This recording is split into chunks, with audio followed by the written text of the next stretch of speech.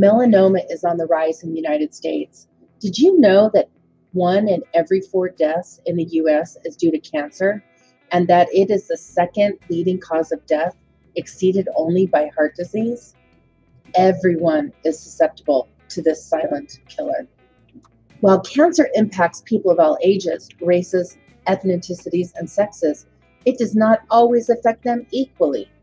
Differences in genetics, hormones, environmental exposure, and other factors can lead to differences in risk among different groups of people. There are risk factors. Exposure to natural and artificial ultraviolet light is a risk factor for all types of skin cancer. Did you know that even one blistering sunburn during childhood or adolescence can nearly double a person's chance of developing melanoma? If you experience 5 or more blistering sunburns between the ages of 15 and 20, it can increase your melanoma risk by 80%. Risk factors for all types of skin cancer can include skin that burns easily, blonde or red hair, a history of excessive sun exposure, including sunburns, tanning bed use, immune system suppressing diseases or treatments, and a history of skin cancer. Yes, skin cancer is preventable. How do you prevent skin cancer?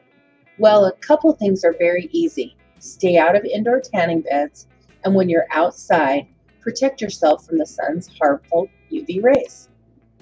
An effective tool in your anti-skin cancer toolbox is sunscreen.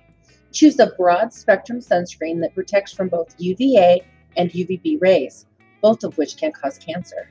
It's also important to choose an SPF, or sun protection factor, of 30 or higher. Finally, you'll want to be able to play in the water or sweat, so choose water-resistant varieties. Finally, you will need to remember to reapply per the instructions on the label. How much sunscreen is enough? Well, if you can imagine a shot glass filled with sunscreen, that would be what an adult would need to cover his or her body. So that is about 1 ounce of sunscreen. Before you even go out into the sun, you should apply sunscreen 30 minutes ahead of time.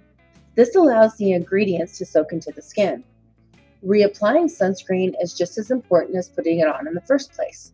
You should reapply sunscreen every 2 hours or immediately after swimming or sweating. Using clothing for sun protection is always a good option.